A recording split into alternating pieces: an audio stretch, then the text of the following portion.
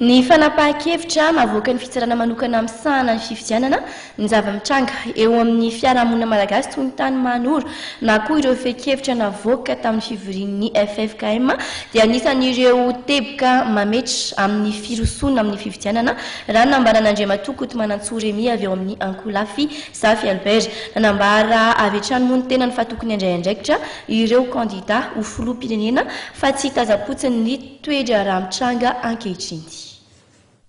Ny saina tokoa ny vahoaka manoloana ny zavatra mamofady nataony ireo ny olona nantenaina hitantana ny fifidianana izay heverina fa ho mangarahara tokoa nefa iny moa nataon'ny CES ary manoloana ny zavatra mamofady nataon'ny CES zay dia ireo vahiny ireo dia nangina tokoa fa manome ohatra kely fotsiny eto hoe raha ohatra ka tany any amin'ny Fransa ohatra nisany an'ireny CES zareo any ireny nanao zavatra ohatran'ireny moa ve ny eken'ny vahoaka frantsay ve ho aroso amin'ny zavatra tsy mety ohatran'izay ny fifidianana filohan'ny repoblika. Bon, faharoan'izay ho an'ireto mpitondra fanjakana faty reto izay efa hita zao efa tsy mahafehy zany fitondram-panjakana zay mihitsy. Ohatra ny zavatra hita maso hoe tany Mananara, tany Maritsara, ny Mananara fotsiny zao tamin'ny farany teo tsy afaka nidina tany ny mpitandro ny filaminana noho ny revolte ataon'ireo vahoaka ireo tsy manaiky ny zavatra tsy mety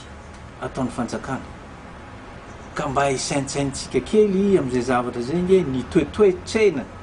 ny vahoaka malagasy mandritra n'io fifidianana zay ho atao io.